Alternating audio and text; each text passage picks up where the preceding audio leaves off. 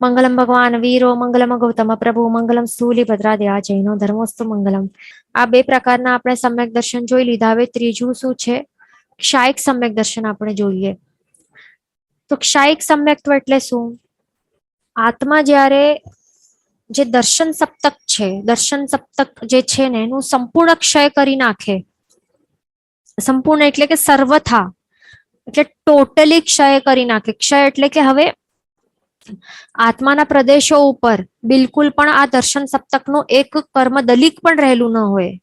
એને કહેવાય છે સંપૂર્ણ ક્ષય. એટલે ટોટલી સંપૂર્ણ આત્માના જે કેટલા અસંખ્ય પ્રદેશો છે એના ઉપર એક પણ હવે આ દર્શન સપ્તકનું એક પણ કર્મનું દલિક રહેલું ન હોય.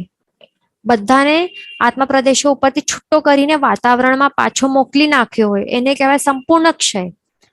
તો જ્યારે આત્મા દર્શન સપ્તકનો સંપૂર્ણ ક્ષય કરી નાખે એ વખતે આત્માને ક્ષાયિક સમ્યક્ત્વ ગુણ પ્રગટ થાય છે. એ ધ્યાન રાખવાનું.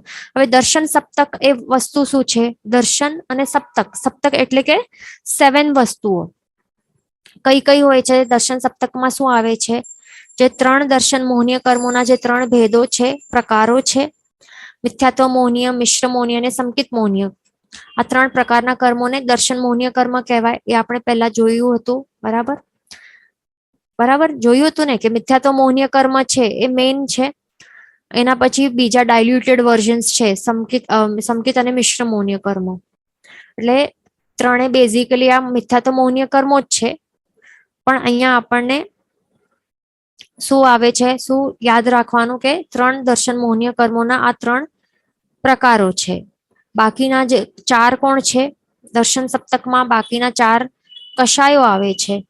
એ પણ કયા? 4 અનંતાનુબંધી ક્રોધ, અનંતાનુબંધી માન, અનંતાનુબંધી માયા, અનંતાનુબંધી લોભ.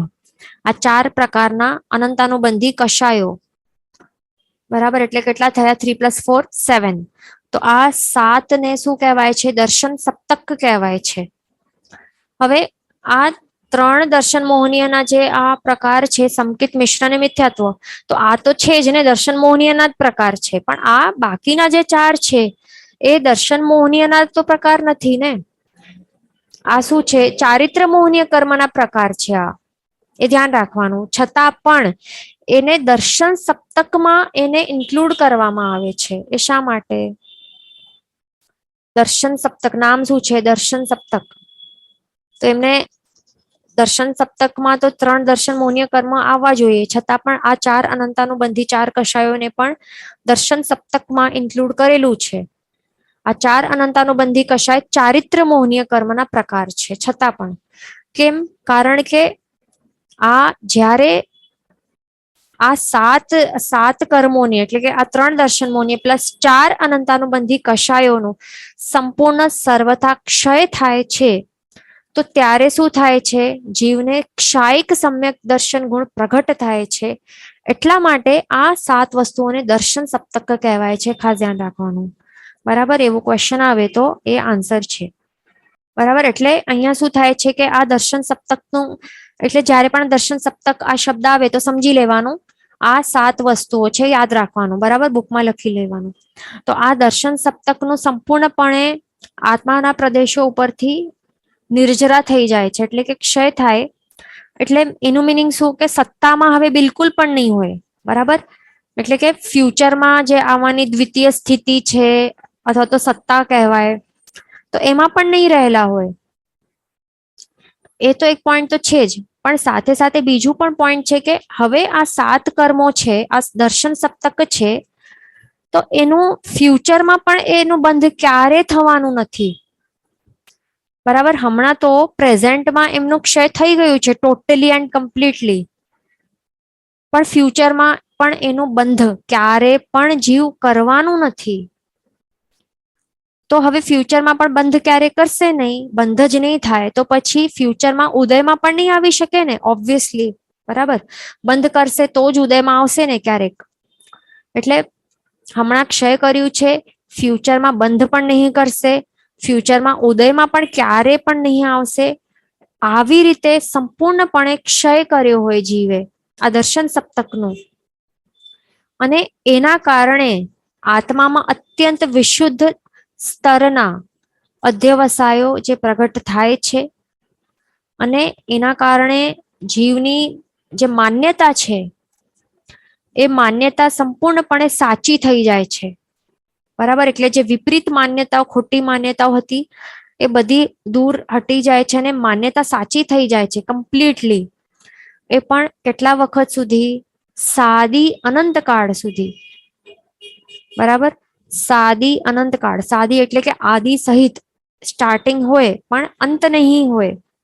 એટલે હમણાં આ આવી રીતે માન્યતા સાચી થઈ છે એટલે કે આદિ સહિત છે, હમણાં સ્ટાર્ટ થઈ છે. અને ક્યાર સુધી હશે માન્યતા સાચી? અનંતકાળ, એટલે એનું અંત નથી. હવે ફોર એવર એન્ડ એવર સુધી એની માન્યતા સાચી જ રહેવાની છે. એની ક્યારે પણ માન્યતા વિપરીત નથી થવાની. એનું મિનિંગ શું? માન્યતા વિપરીત ક્યારે નથી થવાની એનું મિનિંગ છે કે જીવને ફ્યુચરમાં પણ મિથ્યા દર્શન કે મિથ્યા દૃષ્ટિ ક્યારે નથી બનવાનું. હવે કેવું છે? ક્ષાયિક સમકિતિ, એટલે કે સાદી અનંતકાળ સુધી સમકિતિ જ રહેવાનું છે. એ ધ્યાન રાખવાનું. બરાબર, એટલે કે આ જીવને હવે સાચી જે તત્વરુચિ છે કે તત્વ શ્રદ્ધા જે કહેવાય છે, તો હવે એને પ્રગટ થાય છે. તત્વરુચિ, તત્વ શ્રદ્ધા આપણે પહેલા જોઈએ, એનું મિનિંગ શું છે? એટલે સમ્યક દર્શન છે.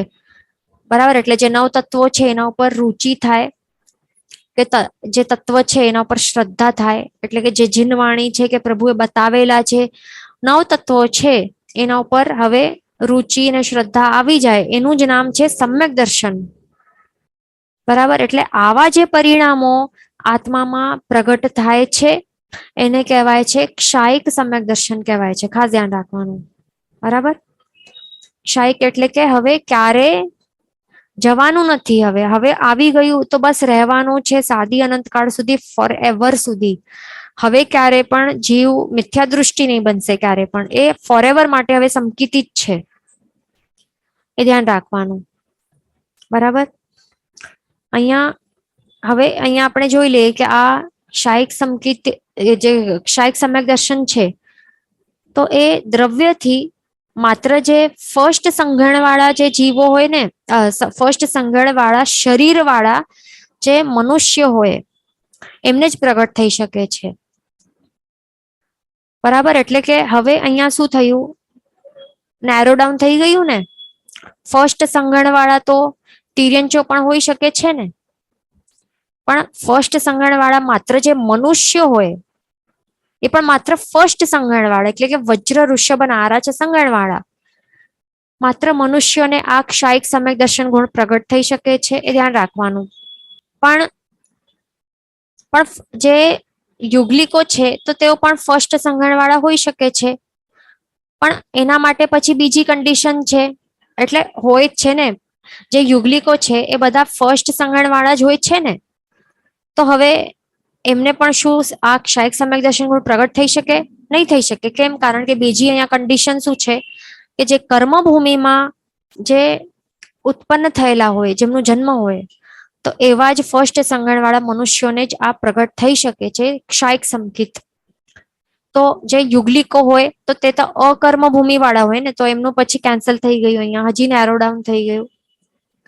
પછી કાળથી જ્યારે મોક્ષ ગમન ચાલુ હોય, એટલે કે મોક્ષ માર્ગ જ્યારે ચાલુ હોય તો ત્યારે જ પ્રગટ કરી શકાય છે આ ક્ષાયિક સમકિત. એ ધ્યાન રાખવાનું. બરાબર, અને ક્ષેત્રથી તો કર્મભૂમિમાં પ્રગટ થઈ શકે છે. પણ હવે ભાવથી જોઈએ તો ભાવથી કેવું હોય છે? ક્ષાયિક સમ્યક્ત્વ સાદી અનંતકાળ વાળો હોય છે. બરાબર, એટલે એક વખત આવે, સ્ટાર્ટ હોય, પછી એ ક્યારે જાય નહીં, અનંતકાળ સુધી ફોર એવર માટે રહેલો હોય છે. એ ધ્યાન રાખવાનું. એટલે એનું મિનિંગ એ થયું ને કે એ આખો ભવચક્ર છે કોઈ જીવનો, તો આખા ભવચક્રમાં તે માત્ર એક વખત જ આવશે. અને એક વખત જો આવી ગયું તો પછી ક્યારે પાછું નહીં જાય, એવું છે આ ક્ષાયિક સમ્યક્ત્વ. બીજું આ સમકિત જે છે, ક્ષાયિક સમકિત, તો એ કેવું છે? અહીંયા આપણે હવે એનો ફોટો જોઈ લઈએ તો આપણને ખ્યાલ આવશે કે આ કેવું છે? અપૌદ્ગલિક છે. બરાબર, કેવું છે? આ અપૌદ્ગલિક છે. કેમ? કારણ કે દર્શન સપ્તક છે, તો દર્શન સપ્તકમાં જે આ આપણે શું જોયું દર્શન મોહનીય કર્મના જે 3 પ્રકારો છે તે એમનો સંપૂર્ણ ક્ષય થઈ ગયેલું છે ને, બરાબર. અને વળી સંકિત મોહનીય કર્મોનું ઉદય પણ રહેલું નથી, છે અહીંયા સંપૂર્ણ ક્ષય થઈ ગયું છે. અહીંયા શું છે? શુદ્ધ છે, રિક્ત છે. એટલે અહીંયા કર્મના દલીકો દેખાય છે, પણ ડોટ ડોટ ડોટ આપણે બીજા ફોટોમાં કેવું જોયું હતું કે કર્મના દલીકો રહેલા હોય ને, તો આવા ડોટ ડોટ્સ છે કઈ નથી. કર્મ દલીકો છે જ નહીં બિલકુલ, પણ બધા જે સંપૂર્ણપણે સર્વતા ક્ષય કરી નાખ્યા છે દર્શન સપ્તક, એટલે સંકિત મોહનીય, મિશ્ર મોહનીય, મિથ્યાત્વ મોહનીય, ત્રણેય દર્શન મોહનીય કર્મોનું સંપૂર્ણપણે સર્વતા ક્ષય કરી નાખ્યું છે જીવે, બરાબર. એટલે કે ક્ષય થયું છે, ઉદયમાં પણ નથી. એટલા માટે કેવું છે? અપૌદ્ગલિક છે.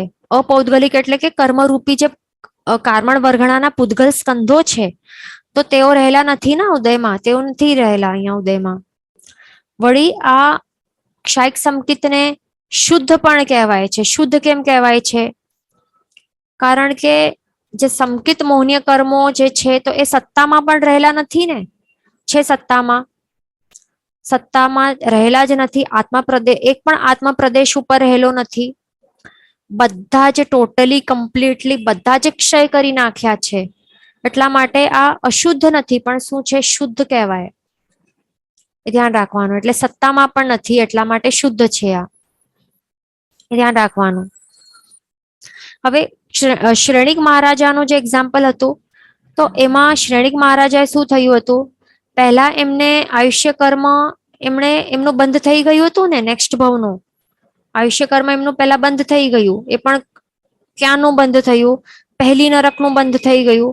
એટલે પહેલા આયુષ્ય કર્મ એમનું બંધ થઈ ગયું, અને એના બાદ એમને ક્ષાયિક સમ્યક્ત્વ ગુણ એ પ્રગટ થયું હતું આત્મામાં, બરાબર. તો એવું થયું હતું. અને આવા કેટલાક અર્યંત ભગવંતો બનનાર આવા આત્માઓ પણ હોઈ શકે છે, કે જેવી રીતે એમણે આ શ્રેણિક મહારાજાએ આયુષ્ય કર્મનું બંધ થઈ ગયું, તે ભલે નરકનું બંધ થયું, પણ બીજા આવા ઘણા બધા અર્યંત ભગવંતોના આત્મા હોય કે જેઓએ દેવનું આયુષ્ય બાંધી દીધું હોય. એટલે પહેલા એમણે દેવનું આયુષ્ય બાંધી દીધું, અને પછીથી એ જ ભાવમાં પછી એમણે ક્ષાયિક સમ્યક દર્શન ગુણ પ્રગટ થઈ શકે છે. પછી તો એમના પછી કેટલા ભવો હોય? તો તેમના પછી 3 ભવોમાં મોક્ષ પ્રગટ થાય જ છે, બરાબર. કેટલા પછી? 3 ભવ. ત્રીજા ભાવમાં પછી મોક્ષની અવસ્થા તેઓને પ્રાપ્ત થાય જ છે. એટલે જેમ કે શ્રેણિકનું ભાવ, પછી બીજું છે નરકનું, અને ત્રીજું છે તીર્થંકરનું ભાવ. એટલે 3 થયા, અને પછી મોક્ષ એમને પ્રગટ થયું છે, એટલે થશે. તો આવી રીતે બીજા જે પણ આર્યન ભગવંતો હોય એમણે સમજો કે દેવતાનું આયુષ્ય કર્મ બંધ થઈ ગયું, એટલે પહેલું તો મનુષ્ય ભાવ, પછી દેવતાનું ભાવ, અને ત્રીજું તીર્થંકરનું ભાવ. તો આવી રીતે ક્ષાયિક સમ્યક્ત્વી જે એવા બનનાર જે પણ હોય, તીર્થંકર ભગવાન બનનાર જે પણ જીવો હોય, તો એમના પછી આવી રીતે 3 ભાવ હોઈ શકે છે. આફ્ટર ક્ષાયિક સમ્યક દર્શન પ્રગટ થાય એના બાદ 3 ભાવ જ હોય, અને ત્રીજા ભાવમાં મોક્ષ તો પ્રગટ થાય જ છે, બરાબર. અને બીજા આત્માઓને પણ ક્ષાયિક સમ્યક દર્શન ગુણ પ્રગટ થાય એના બાદ 3 થી 4 ભાવ કરવા પડે, અથવા તો છેલ્લે વધારેમાં વધારે કેટલા હોય? માત્ર 5 ભાવો, બસ 5 થી વધારે થાય જ નહીં. એટલે મેક્સિમમ 5 ભવો એમને કરવા પડે, 5 થી વધારે નહીં. અને 5 ભવોમાં એમને મોક્ષની પ્રાપ્તિ તો અવશ્ય થાય અને થાય જ છે. ધ્યાન રાખવાનું. તો એવું હોય છે ક્ષાયિક સમ્યક દર્શન. અહીંયા ક્વેશ્ચન છે કે ક્ષાયિક સમ્યક્ત્વ એટલે શું? કેવલ જ્ઞાન પ્રગટ થવું? નહીં, આ સમ્યક દર્શન ગુણ છે. કેવલ જ્ઞાન ક્યારે પ્રગટ થાય એ સમજવાનું પહેલા, અને ક્ષાયિક સમ્યક દર્શન પ્રગટ ક્યારે થાય? ક્ષાયિક સમ્યક દર્શન જ્યારે દર્શન સપ્તક જે છે, માત્ર દર્શન સપ્તકનું સંપૂર્ણ ક્ષય થાય ત્યારે આ ક્ષાયિક સમ્યક દર્શન ગુણ પ્રગટ થાય છે, બરાબર. દર્શન સપ્તક શું છે? યાદ રાખવાનું. દર્શન સપ્તકમાં 3 દર્શન મોહનીય આવશે. એટલે કે આ અહીંયા ફોટોમાં જો, અહીંયા સ્ક્રીન ઉપર સંકિત મિશ્ર અને મિથ્યાત્વ મોહનીય, પ્લસ ચારિત્ર મોહનીય મોહનીય કર્મના જે આ પ્રકાર છે, ચાર અનંતાનુબંધી કશાય, બસ માત્ર આટલાનો જ ક્ષય થાય છે. બાકી બીજા કર્મો તો રહેલા છે ને. અપ્રત્યાખ્યાનીય કશાયો હશે, પ્રત્યાખ્યાનીય કશાયો હશે, પછી સંજોલન કશાયો પણ હોઈ શકે. એટલે કે મિનિંગ શું છે કે ચારિત્ર મોહનીય કર્મ છે તે હજી ક્ષય થવાનું હજી બાકી છે સંપૂર્ણ રૂપથી. બરાબર, અહીંયા 3 દર્શન મોહનીયનું સંપૂર્ણ ક્ષય થયું છે અને માત્ર 4 અનંતાનુબંધી કશાયોનું ક્ષય થયું છે. કશાયો કેટલા છે ટોટલ? 4 4 16 છે ને કશાયો. ટોટલ 16 કશાયો છે. તો 16 કશાયોમાંથી અને પ્લસ 9 કશાય હોય છે, 9 કશાયો હોય છે. તો 16 માંથી 4 જ ક્ષય થયા છે. બાકીના કેટલા બાકી રહ્યા? 12 બાકી રહ્યા ને.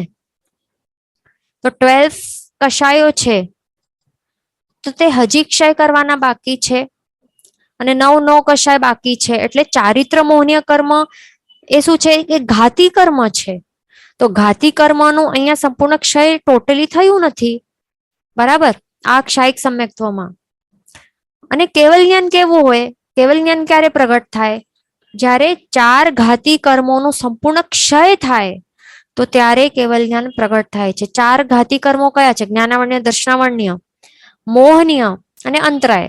તો આખો મોહનીય કર્મ આખો સંપૂર્ણ ક્ષય થાય પ્લસ બાકીના જ્ઞાનાવર્ણ્ય, દર્શનાવર્ણ્ય અને અંતરાય, આ 4 કર્મોનું સંપૂર્ણ ક્ષય થાય ત્યારે કેવલ જ્ઞાન પ્રગટ થાય છે. બરાબર, પણ અહીંયા ક્ષાયિક સમ્યક્ત્વમાં આખો મોહનીય કર્મ જે છે એ પણ ક્ષય નથી થતું ને, હમણાં જ આપણે જોયું. બરાબર, એટલે આ ડિફરન્સ છે, ઘણું ડિફરન્સ છે.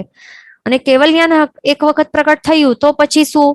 એ જ ભાવમાં જીવ 100% અવશ્ય નિશ્ચિત રૂપથી મોક્ષ પ્રગટ થાય છે એ જીવને. પણ ક્ષાયિક સમ્યક્ત્વમાં આપણે શું જોયું કે જીવને પછી ક્ષાયિક સમ્યક દર્શન એક વખત પ્રગટ થાય તો એ જ ભાવમાં એને મોક્ષની પ્રાપ્તિ થઈ શકે, અથવા તો કેટલા ભાવો હોય? 3 ભાવ હોય, અથવા તો 4 હોય, અથવા તો મેક્સિમમ 5 ભાવ થઈ શકે છે. બરાબર ને? પણ કેવલ જ્ઞાનમાં એવું નહીં હોય, સેમ ભાવમાં કમ્પલસરી મોક્ષ થાય છે. એ ધ્યાન રાખવાનું. બરાબર, એટલે બહુ ડિફરન્સ છે. પછી બીજું અહીંયા ક્વેશ્ચન છે કે અપૌદ્ગલિક સમજાવો. અપૌદ્ગલિક એટલે શું? ફર્સ્ટ ઓફ ઓલ પૂદગલ એટલે શું પહેલા એ સમજી લઈએ. પૂદગલ એટલે અહીંયા આપણે જો અહીંયા આપણે આ ફોટો જોઈ રહ્યા છે ક્ષાયિક સમ્યક્ત્વનો. બરાબર, તો અહીંયા ક્વેશ્ચન છે કે આ પૌદ્ગલિક છે કે અપૌદ્ગલિક છે, તો એ કેવી રીતે ખ્યાલ આવે? તો અહીંયા પૂદગલ એટલે શું? ફર્સ્ટ ઓફ ઓલ અહીંયા જે કર્મો છે, કર્મો શું છે? કર્મો પૂદગલ જ છે ને. કર્મોનું આખું નામ શું છે? કાર્મણ વર્ગણાના પૂદગલ સ્કંધો. એટલે કર્મ ઇઝ નથિંગ બટ પૂદગલ. એટલે કર્મરૂપી પૂદગલ જો અહીંયા રહેલા હોય, બરાબર, તો ત્યારે શું કહેવાય?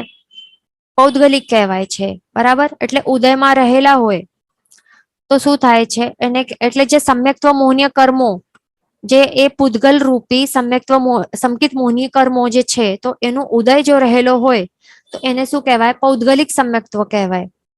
અને અપૌદ્ગલિક ક્યારે કહેવાય? જ્યારે સમ્યક્ત્વ મોહનીય કર્મોનું ઉદય રહેલું ન હોય. બરાબર, એટલે આ જે સંકિત મોહનીય કર્મો છે એ પણ પૂદગલ છે, આ પણ પૂદગલ, આ બધા પૂદગલો જ છે ને. કર્મ ઇઝ નથિંગ બટ કાર્મણ વર્ગણાના પૂદગલ સ્કંધો, આ બધા પૂદગલ છે. બરાબર, આ પૂદગલના દલીકો દેખાય છે ને અહીંયા, કર્મના દલીકો. તો કોઈ પણ સમ્યક્ત્વ પૌદ્ગલિક કે અપૌદ્ગલિક ક્યારે કહેવાય? પૌદ્ગલિક ક્યારે કહેવાય? જ્યારે સમ્યક્ત્વ મોહનીય કર્મો રૂપી પૂદગલો ઉદયમાં રહેલા હોય તો ત્યારે એને પૌદ્ગલિક કહેવાય. અને જો આ સમ્યક્ત્વ મોહનીય કર્મો ઉદયમાં નહીં રહેલા હોય, જેમ કે અહીંયા ઉપશમ સમ્યક્ત્વ, અહીંયા ઉપશમ સમ્યક્ત્વ જે છે એમાં ઉદયમાં રહેલા છે, અહીંયા આખો ખાલી છે ને, ઉપશમ અધ્ધા આખો ખાલી રિક્ત છે અહીંયા. તો અહીંયા સંકિત મોહનીય કર્મો અહીંયા ઉદયમાં રહેલા નથી, એટલા માટે ઉપશમ સંકિત કેવું છે? અપૌદ્ગલિક છે. બરાબર, ધ્યાન રાખવાનું. હવે બીજું અહીંયા ક્વેશ્ચન છે કે નરકમાં ક્ષાયિક સમ્યક્ત્વ પ્રગટ થયું હતું? નહીં, અહીંયા નરકમાં ક્ષાયિક સમ્યક દર્શન પ્રગટ નહીં થાય ક્યારે પણ. અહીંયા જો શું અહીંયા શું કન્ડિશન્સ છે? ક્ષાયિક સમ્યક દર્શન ક્યારે પ્રગટ થાય? માત્ર કર્મભૂમિઓમાં. તો કર્મભૂમિ ક્યાં હોય? મનુષ્ય લોકમાં જ હોય, અઢી દ્વીપમાં જ હોય.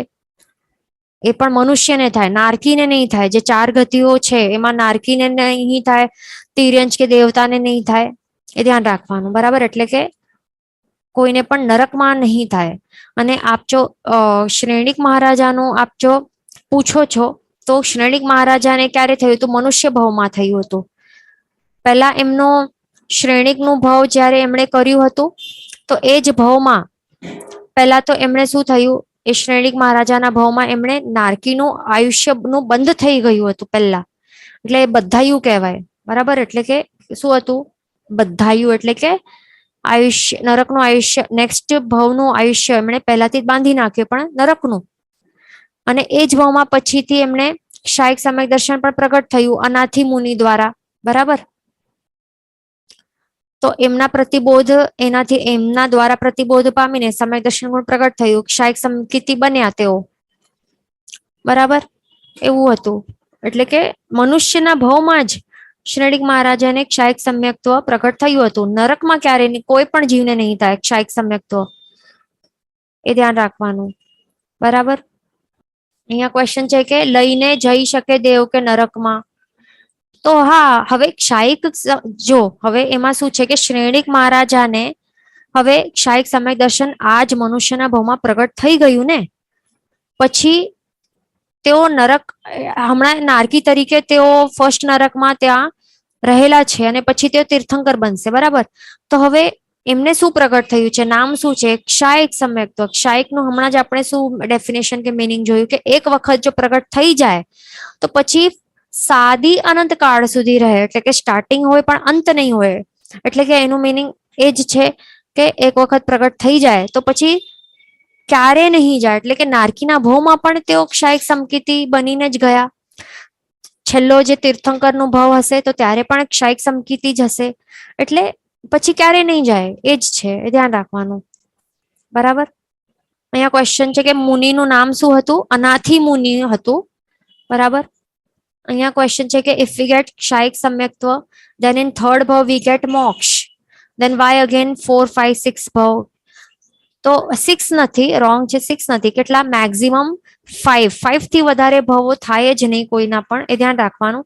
હવે સમજો કે 3 તો આપણે જોયા ને કે 3 ભાવ કેવી રીતે થઈ શકે છે અર્યંત ભગવંતોનો, તો 4 પણ થઈ શકે છે કે 5 પણ થઈ શકે. સમજો કે યુગલિક નો ભાવ જો કરતો હોય જીવ, બરાબર, એટલે કે આ ભાવ સમજો કે આવી રીતે મનુષ્યનો ભાવ કર્યું અહીંયા, પછી નેક્સ્ટ નું જો એમનું યુગલિક નો ભાવ હોય, બરાબર, તો યુગલિક મરીને પછી દેવ જ બને ને.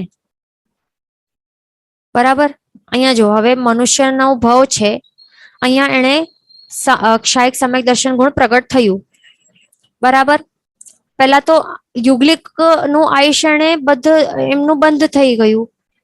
બરાબર, આ મનુષ્યના ભાવમાં યુગલિકનું નેક્સ્ટ ભાવનું યુગલિકનું આયુષ્યનું બંધ થઈ ગયું અને પછી એ જ મનુષ્યના ભાવમાં પછીથી એણે શું કર્યું? ક્ષાયિક સમ્યક દર્શન ગુણ પ્રગટ થયું. તો હવે નેક્સ્ટ ભાવ તો યુગલિક કરવું જ પડશે. બરાબર, તો અહીંયા પણ આ લઈને જ જશે ક્ષાયિક સમકિત, પછી યુગલિક મરીને દેવ જ બને, એ પણ રૂલ છે. અને દેવ બનીને પછી એ મનુષ્ય ભાવ પ્રાપ્ત કરીને પછી એ મોક્ષની પ્રાપ્તિ કરી શકે છે. આવી રીતે 4 ભાવ થઈ શકે છે, એ ધ્યાન રાખવાનું. બરાબર, અને 5 ભાવ છે એ દુપસ્સહસુરી જે મહારાજ સાહેબ છે ને હમણાં જે લાસ્ટ થવાના છે, બરાબર, 5th આપન દુષમારામાં લાસ્ટ આચાર્ય ભગવાન કોણ છે? દુપસ્સહસુરી મહારાજ સાહેબ. તો એમના માટે કહેવાય છે કે 5 ભાવ કરશે.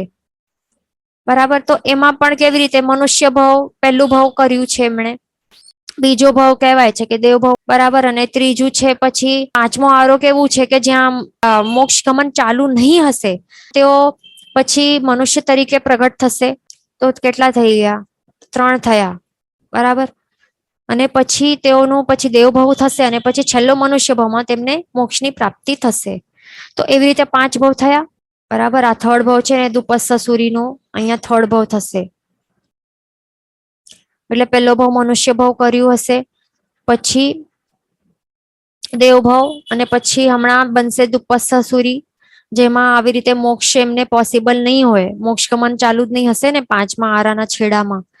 પછી દેવ બનશે, પછી મનુષ્ય, આવી રીતે 5 ભવો કરશે. તો આવી રીતે પણ ક્ષાયિક સમમિતિના 5 ભવ થઈ શકે છે, પણ એનાથી વધારે નહીં હોય, એ ધ્યાન રાખવાનું. અહીંયા પાછો ક્વેશ્ચન છે કે નરકમાં ઉપશમ સંકિત પ્રગટ થઈ શકે. હા, તો નરકમાં થઈ શકે, ઉપશમ સંકિત થઈ શકે. બરાબર, કોઈ પણ 4 ગતિઓ છે એમાં કોઈમાં પણ પોસિબલ છે ઉપશમ સંકિત, એ ધ્યાન રાખવાનું. ઓકે, અહીંયા આપણે આ સમજી લીધું ક્ષાયિક સંકિતનું. હવે આપણે ચોથા સમ્યક દર્શનના પ્રકાર તરફ આગળ ચાલશું. તેનું નામ છે મિશ્ર સમ્યક્ત્વ કે મિશ્ર સમ્યક દર્શન ગુણ. તો એમાં શું છે, તો આપણે શું જોયું હતું કે જ્યારે આત્મા, આપણે ઉપશમ સંકિતનું હવે યાદ કરવાનું છે. આપને ઉપશમ સમ્યક દર્શનનું ઉપશમ સમ્યક દર્શન ગુણ કેવી રીતે પ્રગટ કરે છે આત્મા, એ જે પ્રોસેસ હતું એ યાદ કરવાનું.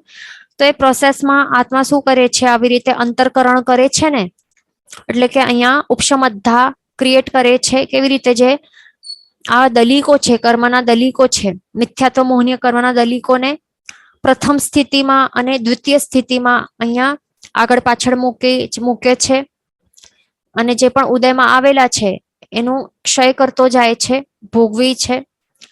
અને જે દ્વિતીય સ્થિતિમાં નાખે છે આવી રીતે, તો એમનું શું કરે છે, ત્રિપુંજીકરણ કરે છે, રસનો ઘટાડો કરે છે, ઉપશમ આવે છે. એવી રીતે દબાવી નાખે છે રસનો ઘટાડો કરીને કે તેઓનું ઉદયરણા નહીં થાય, એટલે પ્રેઝન્ટમાં તેઓ જમ્પ કરીને ઉદયમાં ક્યાંક આવી ન જાય. એ પ્રકારે એમને દબાવી નાખે છે રસનો ઘટાડો કરીને, એટલે કે ડાયલ્યુટેડ વર્ઝન બનાવે છે.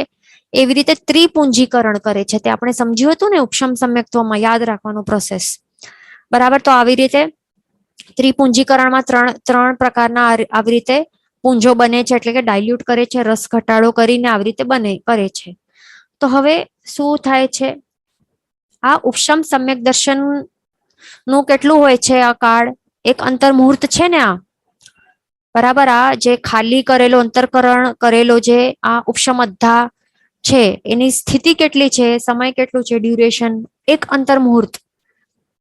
બરાબર, તો એક અંતર મુહૂર્તનું જે ઉપશમ સમ્યક દર્શનનું કાળ છે એ જીવ ભોગવી લે. એના બાદ હવે શું થાય છે, હવે નેક્સ્ટ પ્રોસેસ છે.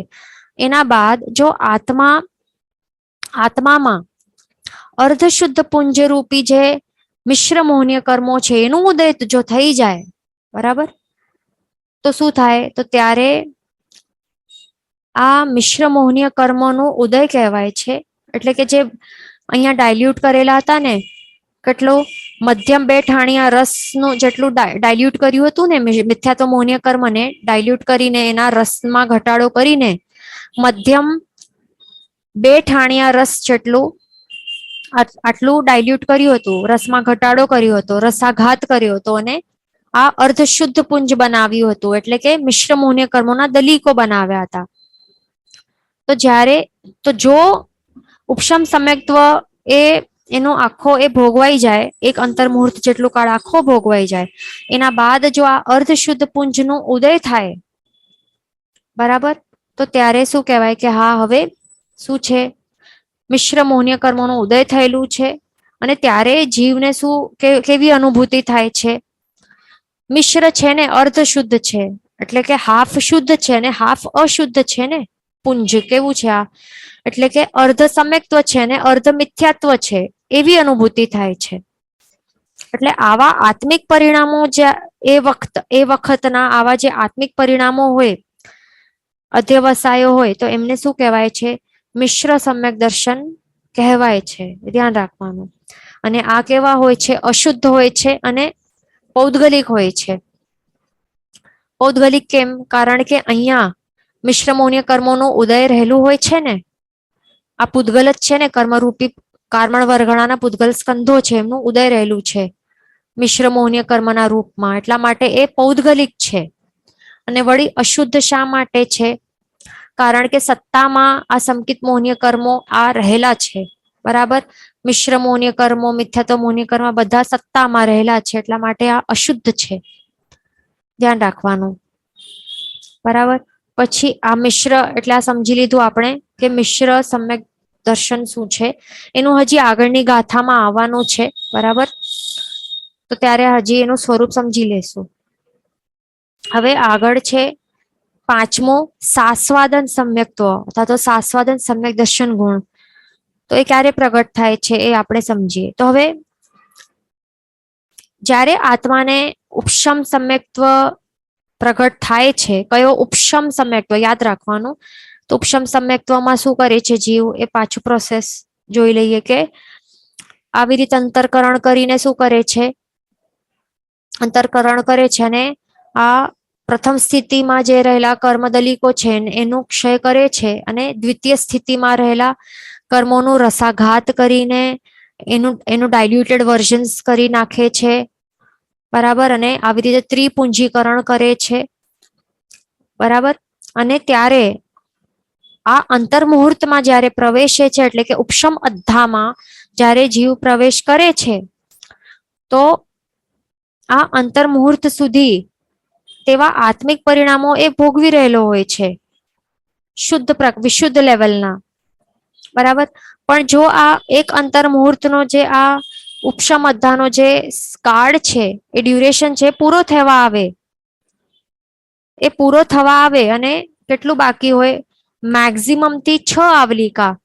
કેટલું? મેક્સિમમ 6 આવલિકા. અને મિનિમમ એટલે કે જઘન્યથી માત્ર એક સમય જેટલું કાળ જો બાકી હોય, અને એ જ વખતે જો ત્યારે અનંતાનુબંધી 4 કષાયોનો જો ઉદય થઈ જાય, તો ત્યારે શું કહેવાય કે હવે સમ્યક દર્શનનું જે ગુણ છે ને, એનું માત્ર હવે આસ્વાદન રહી ગયું છે. બરાબર. કેમ? અનંતાનુબંધી 4 કષાયોનું જો ઉદય થઈ જાય એન્ડિંગમાં, એટલે એન્ડ સમયમાં, કેટલું? મેક્સિમમ 6 આવલિકા ને મિનિમમ એક સમય સુધી. છેલ્લે આટલો જ્યારે આટલું ભોગવવાનું કાળ બાકી રહેલું હોય ને ઉપશમ અધ્ધામાં જ, અહીંયા છેલ્લે આટલા સમયમાં જો શું થાય, અનંતાનુબંધી 4 કષાયોનું જો ઉદય થઈ જાય, એટલે કે ક્રોધ, માન, માયા, લોભ, કેવા અનંતાનુબંધીના પ્રકારવાળા, એમનું ત્યારે જો ઉદય થઈ જાય, તો હવે શું કહેવાશે કે હવે સમ્યક દર્શનનું માત્ર આસ્વાદન રહી ગયું છે, પણ એનું સંપૂર્ણ રૂપથી જે એનું સ્વાદ છે એ અનુભવ નથી કરી શકાતું. કારણ કે હવે આ 4 અનંતાનુબંધી કષાયોનું અહીંયા ઉદય થઈ ગયું છે, તો હવે જીવના પરિણામો એ બગડી ગયા છે ને. આ અનંતાનુબંધી 4 કષાયો કેવા હોય? એ કેવા હોય? ક્રોધ, માન, માયા, લોભ કેવા હોય? અનંતાનુબંધી લેવલના, ભયંકર લેવલના હોય. બરાબર. અતિ તીવ્ર હોય. તો એનું મિનિંગ શું થયું કે ઉદય થઈ ગયું છે, તો હવે જીવના આત્માના પરિણામો કેવા છે? હવે બગડી ગયા છે. બરાબર. એટલે હમણાં તો ઉપશમ સમ્યક દર્શન ગુણ પ્રગટ થયેલું હતું, પણ હવે એન્ડમાં શું થઈ ગયું?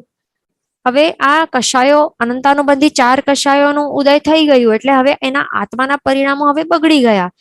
એટલે હવે શું કહેવાશે કે આ જે જીવ છે એ ઉપશમ સમ્યક દર્શનથી પડી જાય છે. પડીને ક્યાં પડશે? મિથ્યાત્વના ઉદય તરફ એ વળી રહ્યો છે, તો તે બતાવે છે અહીંયા. બરાબર. આવા હોય છે 4 અનંતાનુબંધી કષાય, ભયંકર હોય છે. એમના કારણે શું થાય છે, આ જીવ છે એ સંકિતથી, એ પણ ઉપશમ સંકિતથી પડીને હવે એ મિથ્યાત્વી બનવાનું છે, એ બતાડે છે અંતિમના આ સમયો. હવે કોઈ સમજો કે એમાં પણ એક્ઝામ્પલ આવે છે કે હવે કોઈ માણસે જો ખીરનું સેવન કરે, બરાબર, ખીરનું એને ભોજન કર્યું છે, પણ એને જો ઉલટી થાય ખીરની, બરાબર, એ ટકાવી નહીં શકે એના પેટમાં. બરાબર. આવા જે ખીર, આવું જે ભોજન છે, સારા લેવલનું જે ભોજન છે, એ ટકાવી નથી શક્યો, અને પછી ખીરની જ ઉલટી કરી નાખે, વમન કરે, તો ત્યારે વમન કરતી વખતે જીભ, ટંગ ઉપર તો ખીરનું જે હલકું સ્વાદ છે તો એ અનુભવાય છે ને. તો એવી જ રીતે ઉપશમ સમ્યક દર્શનનું જે આ એક અંતર્મુહૂર્તનું જે કાળ ની અનુભૂતિ લેતા લેતા હવે શું થાય છે, ટકાવી શકતો નથી. આવા વિશુદ્ધ અધ્યવસાયોને એ ટકાવી શકતો નથી આત્મામાં, અને એ શું કરે છે, સમ્યક્ત્વને નું વમન કરે છે, ઉલટી કરે છે. એટલે એ પણ ક્યારે? લાસ્ટ કેટલું? મેક્સિમમ 6 આવલિકાથી એક સમય મિનિમમ, આટલા એન્ડિંગમાં એ સમ્યક દર્શનનું વમન કરે છે, એટલે સંકિતથી પડે છે. એ પણ કોના કારણે? આ અનંતાનુબંધી 4 કષાયો ઉલટી રૂપે એમને જે થાય છે, એના કારણે પછી શું થાય છે, હવે સમકિતનું માત્ર સહેજ સ્વાદ જ અનુભવાશે આ જીવને, પણ સંપૂર્ણપણે એ અનુભવી નથી શકાતો, કારણ કે હવે ખીરની ઉલટી જ કરી નાખે છે તો શું અનુભવશે? સહેજ ખાલી ઉલટીમાં હલકો એવો સહેજ ટેસ્ટ આવશે ખીરનું, બરાબર, એટલે સંપૂર્ણ અનુભૂતિ નહીં થાય, માત્ર એક આસ્વાદન રહી જાય સમકિતનું, બરાબર. તો આવી જે ઉપશમ સમ્યક્ત્વનું માત્ર જે હલકો સહેજ આસ્વાદ કે ટેસ્ટ જે થાય છે, અનુભૂતિ થાય છે, તો આવી અવસ્થામાં જે આત્માના પરિણામો રહેલા હોય છે એ વખતે, તો એને જ શું કહેવાય છે? સાસ્વાદન સમ્યક દર્શન કહેવાય છે. ધ્યાન રાખવાનું, બરાબર. અને મિનિમમ એક સમયથી મેક્સિમમ 6 આવલિકાનો જે આ કાળ છે આટલો, એના બાદ હવે શું થશે? જીવ તો અવશ્ય પડશે જ. હવે પડીને ક્યાં પડશે? સમ્યક દર્શનનું વમન કરી નાખ્યું, અધ્યવસાયો બગડ્યા, કોના કારણે? આ અનંતાનુબંધી 4 કષાયોના કારણે, બરાબર, બગડી ગયા. તો હવે એ ક્યાં પડશે? અશુદ્ધ પુંજમાં પડશે. એટલે હવે આ જીવનું અશુદ્ધ પુંજનું ઉદય થશે, બરાબર. એ ધ્યાન રાખવાનું. અહીંયા જે 3 પુંજીકરણ ત્રિપુંજીકરણ કર્યું હતું, તો હવે આ 3 માંથી અહીંયા આવીને પછી જીવ એન્ડિંગમાં અહીંયા 4 અંતાનુબંધી કષાય આ પોઈન્ટ ઉપર અહીંયા એના ઉદય થયા. તો હવે આ 3 માંથી શું થશે? સીધો અશુદ્ધ પુંજનો ઉદય થશે, એટલે કે મિથ્યાત્વ મોહનીય કર્મોનો ઉદય થશે. ધ્યાન રાખવાનું. અને રીઝન કોણ છે? 4 અનંતાનુબંધી કષાયોનો ઉદય થવું, એ મેઇન રીઝન છે, બરાબર. તો એ ધ્યાન રાખવાનું. પણ જે આ 3 દર્શન મોહનીય કર્મો છે એનું ઉપશમ કરેલું જ હોય છે, બરાબર. એટલા માટે એને, એટલે જ્યારે એ અંતિમ સમય ચાલુ રહેલું હોય છે, આ એક સમયથી 6 આવલિકાનો જે સમય છે, તો એ સમયમાં ભલે આ જે 4 અનંતાનુબંધી કષાયોનું ઉદય ભલે થયું છે, ઉપશમ અધ્ધામાં જ થયું છે ને, બરાબર. આ 4 કષાયોનું ભલે ઉદય થયું છે, છતાં પણ એ સમયમાં આ જે 3 આ ત્રિપુંજીકરણમાં શું કરેલું છે? અહીંયા દબાવેલું છે ને, ઉપશમ કરેલું જ છે. આ 3 જે મોહનીય દર્શન મોહનીય કર્મો છે એ દબાવેલા જ છે ને, ઉપશમ કરેલા જ છે. એટલા માટે આ જે છે સાસ્વાદન સમ્યક દર્શન, એ ઉપશમ સમ્યક્ત્વમાં જ ગણાય છે. એ ધ્યાન રાખવાનું. એમાં જે ગણાશે આ સાસ્વાદન સમ્યક્ત્વ, કારણ કે હજી આ ઉપશમ આવેલા જ છે ને, બરાબર. હજી એને આ ઉપશમ અધ્ધા ક્રોસ નથી કરી, છેલ્લા સમયમાં જ રહેલું છે ને, એટલા માટે ધ્યાન રાખવાનું, બરાબર.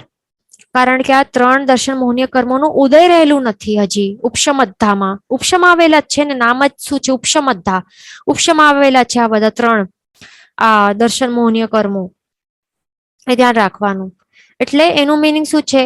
ઉપશમ આવેલા છે એટલે એનું મિનિંગ શું છે? કે આ અંતિમ સમયમાં પણ ભલે અહીંયા અનંતાનુબંધી 4 કષાયોનું અહીંયા ઉદય ભલે થઈ ગયું છે, છતાં પણ આ 3 દર્શન મોહનીય કર્મો એનું ઉદય નથી ને.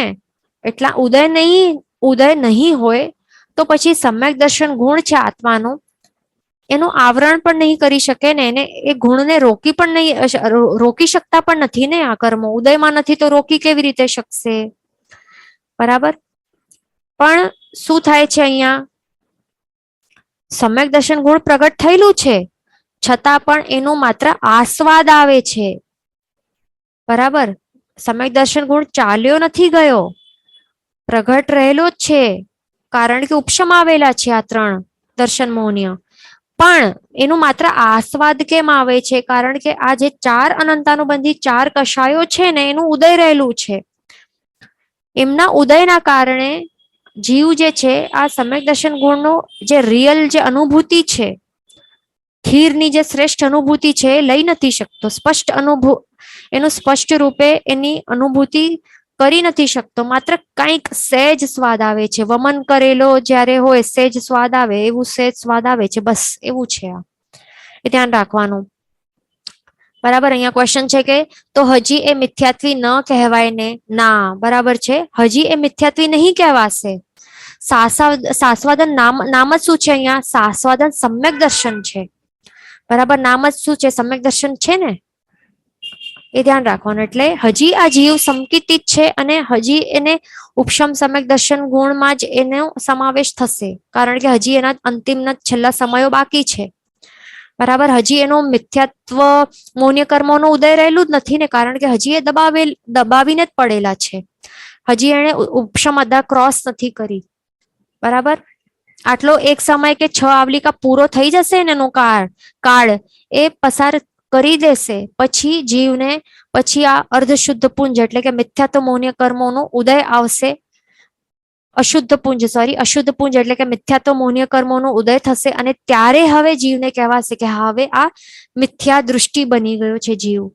બરાબર, એટલે કે સમ્યક દર્શનથી પડીને હવે સીધો મિથ્યાત્વી બન્યો છે.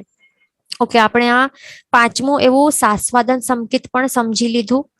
હવે છઠ્ઠો શું છે? વેદક સમ્યક દર્શન કે વેદક સંકિત ગુણ. એ શું છે? હવે એનો આ વેદક સમ્યક દર્શન ગુણનો સમાવેશ શેમાં થશે? એને ક્ષયોપશમિક સમ્યક્ત્વ આપણે જોયું હતું ને. ક્ષયોપશમિક એટલે ક્ષય પ્લસ ઉપશમ બંને જે સાયમલ્ટેનિયસ પ્રોસેસ થઈ રહ્યા છે સાથે સાથે, તો એના અંદર સમાવેશ થશે. હવે એનું આપણે સમજવા પ્રયત્ન કરશું શું છે આ. તો હવે એમાં શું હોય છે? ક્ષયોપશમિક આપણે શું જોયું હતું? પાછું આપણે જોઈ લઈએ તો યાદ આવશે આપને. હા, આપણે આ ક્ષયોપશમિકમાં શું જોયું હતું કે અહીંયા શું રહેલું હોય છે? અહીંયા સમ્યક્ત્વ મોહનીય કર્મો છે એ ઉદયમાં રહેલા છે ને અહીંયા, એટલે કે જે શુદ્ધ પુંજ છે એ ઉદયમાં રહેલું છે. બરાબર, અને જીવને આ સમ્યક્ત્વ મોહનીય કર્મોના ઉદયના કારણે જે પ્રગટ થયેલો જે ક્ષયોપશમિક સમ્યક્ત્વ છે એમાં આ શું કરાવે છે? અતિચાર લગાડે છે. બરાબર, શંકાઓ લગાડે છે ને, કારણ કે એનું ઉદય રહેલું છે આ કર્મોનું. એ આપણે જોયું હતું ને ક્ષયોપશમિક સમ્યક્ત્વમાં. બરાબર, એ યાદ રાખવાનું. તો હવે શું થાય છે? આ ક્ષયોપશમિક સમ્યક્ત્વ છે, હવે એ આત્માને એ જ પ્રગટ થયેલું છે અને એ ભોગવે છે, આ ગુણની અનુભૂતિ કરી રહ્યો છે.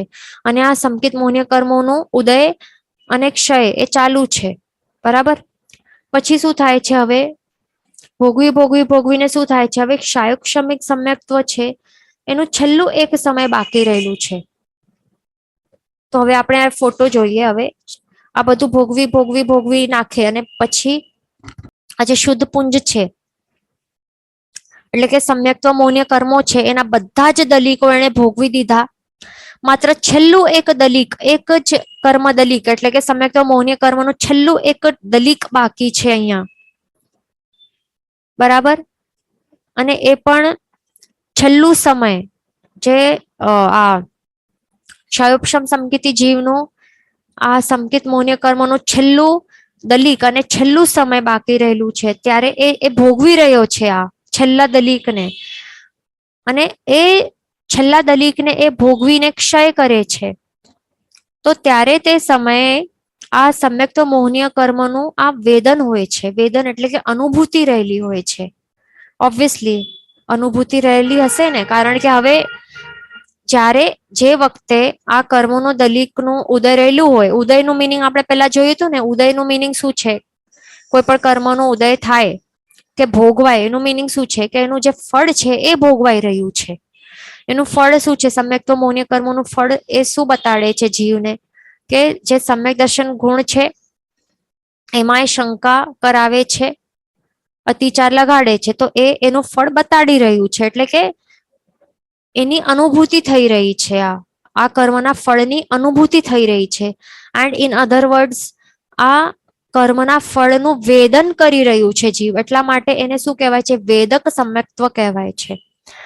બરાબર, તો આ વખતે જીવને વિશુદ્ધ પરિણામ ઉત્પન્ન થયેલા હોય છે, કારણ કે આ તો છે ક્ષયોપશમિક સમ્યક્ત્વ ગુણ જ છે ને આ.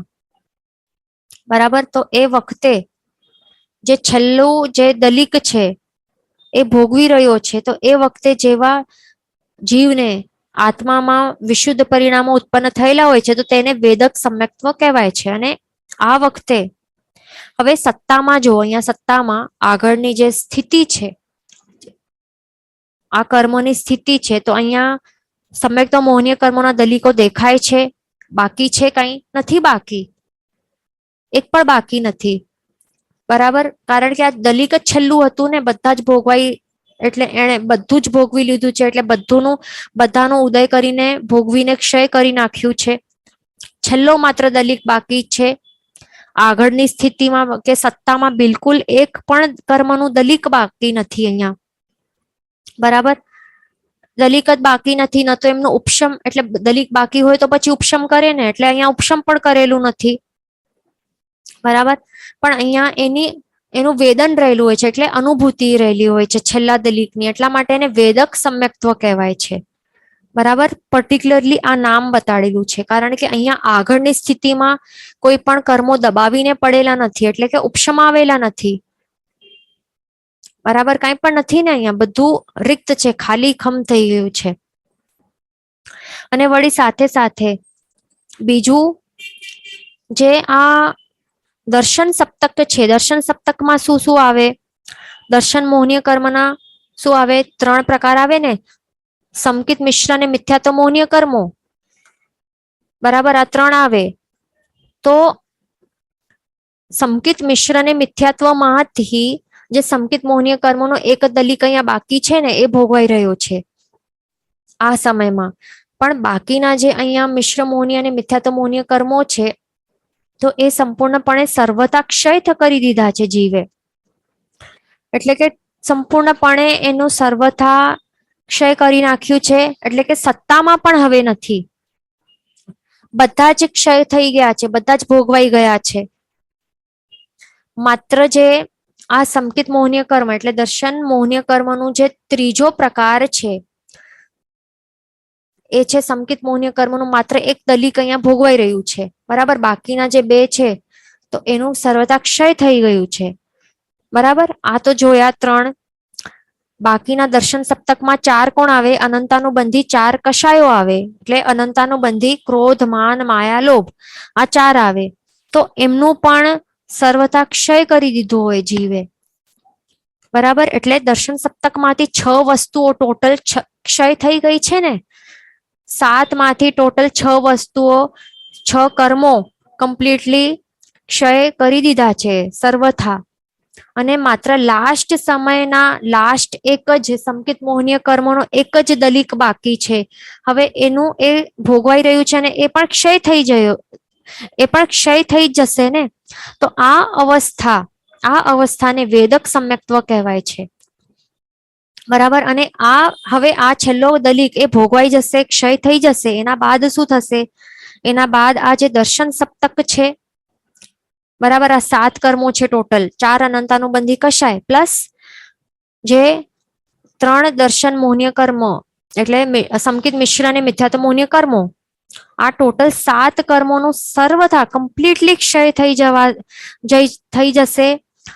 આવી રીતે ક્ષય થઈ જશે કે હવે સત્તામાં પણ રહેલા ન હોય, એટલે કે આત્મા પ્રદેશો છે, અસંખ્યાત આત્મ પ્રદેશો છે, એના ઉપર એક પણ આ દર્શન સપ્તક નું કર્મનું એક પણ દલિક નહીં હોય, આખો સંપૂર્ણ ક્ષય થઈ જાય.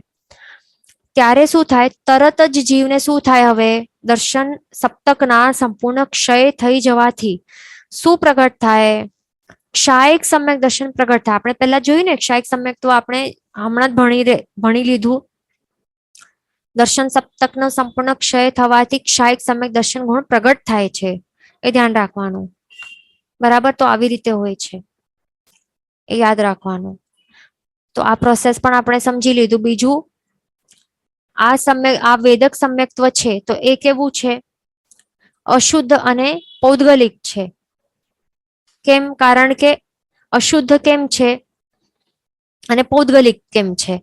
તો પૌદ્ગલિક છે કારણ કે અહીંયા ઉદય આવલિકામાં દેખાય છે ને, કે અહીંયા સમ્યક્ત્વ મોહનીય કર્મનું એક દલિક તો રહેલું જ છે ને, એનું ઉદય તો ચાલુ જ છે. એટલા માટે કર્મરૂપી પૂદગલ એ ઉદયમાં રહેલું હોય છે, એટલા માટે એને પૌદ્ગલિક કહેવાય છે. બરાબર, પણ એને અશુદ્ધ કેમ કહેવાય છે? કારણ કે એક દલિક તો છે જ ને સત્તામાં, કર્મ પૂદગલ તો છે જ ને ઉદયમાં. સત્તામાં તો એટલે એક ઉદયમાં છે, સત્તામાં બાકીના તો બધા ક્ષય થઈ ગયા છે, માત્ર એક તો બાકી છે ને, એક તો રહેલું જ છે ને, એટલા માટે એને હજી અશુદ્ધ જ કહેવાય છે. આ પણ જ્યારે ભોગવાઈ જશે પછી ક્ષાયિક સમ્યક દર્શન ગુણ પ્રગટ થશે. પછી એ ક્ષાયિક સમ્યક દર્શન કેવું છે? શુદ્ધ છે અને અપૌદ્ગલિક છે. પછી એ ધ્યાન રાખવાનું. બરાબર, આટલું આપણે ક્લિયર થઈ ગયું હશે.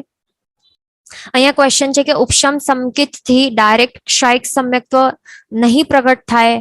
ના, તો એવું પ્રગટ નહીં થાય. ઉપશમ સમ્યક્ત્વથી ડાયરેક્ટ ક્ષાયિક નહીં થઈ શકે ને, કારણ કે હવે ઉપશમ પછી આપણે જોયું ને, ઉપશમમાં શું થાય છે? આવી રીતે ત્રિપુંજીકરણ કરે પછી હજી સત્તામાં તો આટલા બધા રહેલા હોય ને, તો ડાયરેક્ટ ક્ષાયિક નહીં થઈ શકે, કારણ કે ક્ષાયિક સમ્યક્ત્વ પ્રગટ કરવા માટે ને શું કરવું પડશે? દર્શન સપ્તક છે એનું સંપૂર્ણ ક્ષય કરવું પડશે ને. બરાબર, તો એવી રીતે હોય છે. એટલે ક્ષાયોપશમ એક સમ્યક્ત્વ થાય અને પછી વેદક સમ્યક્ત્વ થાય અને પછી ક્ષાયિક સમ્યક્ત્વ થાય. એવી રીતે લાઈનસર થાય, એ ધ્યાન રાખવાનું. બરાબર, શું જોયું આપણે? વેદક સમ્યક્ત્વમાં શું જોયું કે ક્ષાયિક સમ્યક્ત્વ થયું. સૌથી પહેલા જીવને સૌથી ફર્સ્ટ પ્રથમવાર લાઈફમાં ભવચક્રમાં શું થાય? ઉપશમ સમ્યક્ત્વ થાય પ્રગટ. બરાબર, ઉપશમ સમ્યક્ત્વ પ્રગટ થઈ ગયું પછી સમજો કે એના પરિણામો વિશુદ્ધ જ રહ્યા, તો પછી ક્ષાયોપશમિક સમ્યક્ત્વ પ્રગટ થશે. બરાબર, એટલે કે ઉદય આવલિકા એટલે એનો સમ્યક્ત્વ મોહ્ય કર્મો ઉદયમાં આવેલા રહેલા હશે. પછી આ બધા ભોગવાઈ જશે. આ બાકીના જે આ છે એનું પણ રસમાં ઘટાડો કરીને શું કરશે જીવ? સમ્યક્ત્વ મોહ્યમાં કન્વર્ટ કરીને એને ભોગવતો જશે. પછી આ બધા જ ભોગવી દેશે અહીંયા, અને આ બધાને કન્વર્ટ કરીને સમ્યક્ત્વ મોહ્ય કર્મમાં કન્વર્ટ કરી નાખશે. બધા જ ભોગવાઈ જશે. માત્ર છેલ્લો એક કણિયો બાકી, એક દલિક બાકી હશે. તો ત્યારે આપણે શું જોયું? અહીંયા જોયું ને આપણે, ત્યારે કહેવાશે કે હવે વેદક સમ્યક્ત્વ છે, અહીંયા છેલ્લો બાકી છે. આ છેલ્લો પણ ભોગવાઈ જશે. 4 અનંતાનો બંધી કષાયો પણ ક્ષય થઈ જશે. તો ત્યારે પછી ક્ષાયિક સમ્યક્ત્વ પછી પ્રકટ થાય છે, એ યાદ રાખવાનું. બરાબર, લાઈનસર. એટલે ઉપશમ પછી ક્ષાયોપશમિક પછી વેદક અને પછી ક્ષાયિક સમ્યક્ત્વ યાદ રાખવાનું. અહીંયા ક્વેશ્ચન છે કે ડઝ ધેટ મીન કે વેદક સમ્યક્ત્વ માત્ર એક સમય માટે હોય છે? હા, રાઈટ છે. વેદક સમ્યક્ત્વનું આપણે કહી શકીએ કે કેટલું છે? એક સમય જ, છેલ્લું એક સમય જનું જેટલું કાળ છે બસ. એ એક સમયમાં એક દલિક જ્યારે ભોગવે છે તો ત્યારે જે વેદન થાય છે, સમ્યક્ત્વ મોહ્ય કર્મનું જે વેદન કે અનુભૂતિ થઈ રહી છે, બસ તેને જ વેદક સમ્યક્ત્વ કહેવાય છે. બરાબર, ધ્યાન રાખવાનું. બીજું એક ક્વેશ્ચન છે કે વાય ઓનલી એટ લાસ્ટ દલિક એન્ડ લાસ્ટ સમય ઇઝ કોલ્ડ વેદક ઇવન એટ ધ ઉદય ઓફ રેસ્ટ દલિક ધ ભાવ ઇઝ સેમ ના? તો એને વેદક, તો હવે એ વેદક સમ્યક્ત્વ જે છે ને એ સાચે આપણે શું જોયું કે આ ક્ષાયોપશમિક સમ્યક્ત્વમાં જ એનો સમાવેશ થાય છે, એનું જ પાર્ટ છે. બસ એક લાસ્ટ સમયનું એક જે છે એનું નામ આપી દીધું છે વેદક સમ્યક્ત્વ. એકચ્યુઅલી ઇટ ઇઝ ક્ષાયોપશમિક સમ્યક્ત્વ ઓનલી, એ ધ્યાન રાખવાનું. જીન વચન વિરુદ્ધ બોલાયું હોય તો મિચ્છામિ દુક્કડમ સર્વમંગલ માંગલ્યમ સર્વકલ્યાણ કારણ પ્રધાનમ સર્વધર્માણામ જયમ જયતિ શાસનમ પ્રણામ.